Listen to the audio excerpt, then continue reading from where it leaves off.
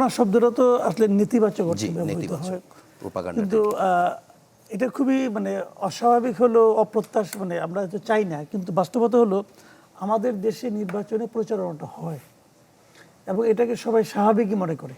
জি, পরস্পরের আপনার চরিত্র হনন হয়, মানে পরস্পরের প্রতি আজগুবি অভিযোগ করা হয়, যে কাজ সে করেনি সে অভিযোগে তাকে করানো হয় এবং এমনভাবে করানো হয় যেটা নাকি মানুষের বিশ্বাসযোগ্য হয়, মানুষের জন্য এরকমভাবে মানুষকে প্রলোভন দেখানো হয়, জি, যে যে প্রলোভন নাকি দেখাতেই পায় না, তার হাতেই নাই।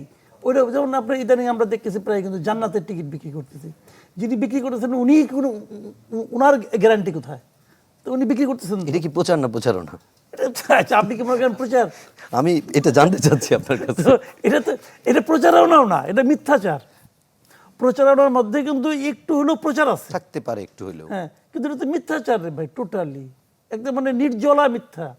তো এগুলি আমাদের এখানে কিন্তু চলে চলে এবং কার্যকরভাবে চলে, এর কিছু ফলো আসে, কিন্তু অনেকে কিন্তু বিশ্বাস করে যে আসলেই জান্নাতের টিকিট পাওয়া যাবে, অনেকে বিশ্বাস করে ইহকাল হ্যাঁ বিশ্বাস করে, অনেক লোক আছে বিশ্বাস করে। তা নাহলে আপনি দেখবেন যে ধর্ম যে ওয়াজগুলি হয়, দেখেন আপনি কি অবস্থা হয়, মানে উন্মত্তের মতো আচরণ করে এক একজন।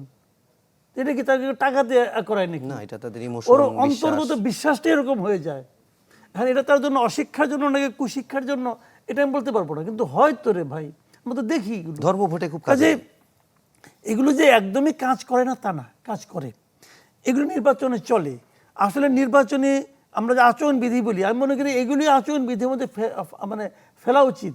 ধর্মের ব্যবহার, এটা তো আচরণ বিধির ভিতরে আছে না? ধর্মের এটা আপনার আচরণ আছে কিনা আমি জানি না, আছে কিনা, আছে নাকি?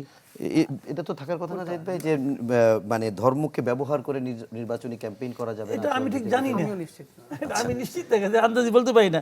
তবে আমার কাছে এটা অনৈতিক তো মনেই হয়, এটা তো অনৈতিক, খুবই অনৈতিক। আমি এই আজকেও তো একটা ভিডিও দেখলাম যে কয়েকজন গ্রাম্য মহিলা, ওদেরকে বলা হচ্ছে যে তোমাদের এই মানে ইহকাল পরকালে তোমাদের হবে, এবং সেই সঙ্গে বলা হচ্ছে তুমি ইহকালটা তো তারা সঙ্গে সঙ্গে দেখাই দিচ্ছি, বিকাশ নাম্বার দাও, ইহকালটা পাই যাবা, পরকালেরটা হয়তো অন্য কোনো মাধ্যমে দিবে, কীভাবে দিবে আমি বলতে পারবো না। তো এগুলো তো হচ্ছে। কিন্তু আমি সরি, ধর্ম অবমাননা করলে তো আইন আছে। হ্যাঁ, ওটা স্বাভাবিক আইন। এখন এটা ধর্ম অবমাননা, আপনি বলেন অবমাননা, আমিও বললাম ভোট দিলে জান্নাত পাবে, কিন্তু ধর্ম অবমাননা। এখন বলতেই পারে তারা যে এটা হলো সঠিক জীবন ব্যবস্থা। এখন আপনি এটা কি বলবেন, কার সঠিক কে মানে? আমারটা সঠিকটা তারটা সঠিকটা কে মানবে? এটা তো আরেক বিতর্ক। এই আপনার এই ওয়াজ মাহফিলে আমি শুনেছি যে একজন মানে ওয়াজকারী উনি বলতেছেন, দায়িত্ব নিয়ে বলতেছেন আরেকজন ওয়াজকারী সম্পর্কে যে ও তো কাফের হয়ে গেছে।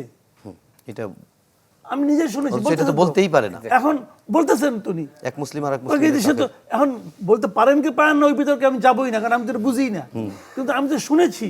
এখন যিনি বলেছেন ওনাকে দেখলেও আমার মনে হয় যে খুব পরেশগার টাইপের লোক, যার সম্পর্কে বলেছেন তাকে দেখলে আমার আরো বেশি মনে হয় তখন আমি যাই কই। আমি তো সেই বিচার করার মতো জায়গায় নাই। তো এখন এইগুলো তো হচ্ছে, নির্বাচনে হচ্ছে, এই একে দিলে ওটা পাবা, ওকে দিলে ওটা পাবা না। আবার এখন তো আবার এআই আছে, সোশ্যাল মিডিয়া আছে, ওই একটা কিছু বলে দিল। যেমন আমি আজকেই দেখলাম একটা জিনিস, মানে আমি এটা বলার লোভ সামলাতে পারছি না। আচ্ছা, এটা বলেন, আমরা বিরতিতে যাব। হ্যাঁ, ওই যে একজন শিল্পী আছে না, সায়ান, হ্যাঁ সায়ানের একটা ইন্টারভিউ, উনি বলেছেন যে আপনি আমি বলছেন যে আমি জুলাই আন্দোলনের সম্মুখ সারিতে ছিলাম, কাজেই আমি যদি 2-3 হাজার কোটি টাকা চুরি করি এটা আমার এখতিয়ারের মধ্যে পড়ে, আমি এটা পারি, এটুকু বলছে। তা বলছে যে এরকম যারা বলেন, ওইটুকু কেটে দিচ্ছে, এরকম যারা বলেন তাদেরটা তো আমরা মানতে চাই না, আমরা যেটা শুনতে চাই না। ওই এরকম যারা বলে ওটুকার নাই পারেন, এটা বলা এটুক দিয়ে বলতেছে যে উনি এরকম বলতেছেন। তো এখন সোশ্যাল মিডিয়া মানুষ বিশ্বাস করছে, অনেক সময় হচ্ছে, ওটা দেখে আবার নিচে কমেন্টগুলি অনেকে গালাগালিও করতেছে। তো এখন এইগুলো নিয়ে তো আমাদের একটা যন্ত্রণা আছে, এক ধরনের বিপদের মধ্যে আমরা আছি আসলে।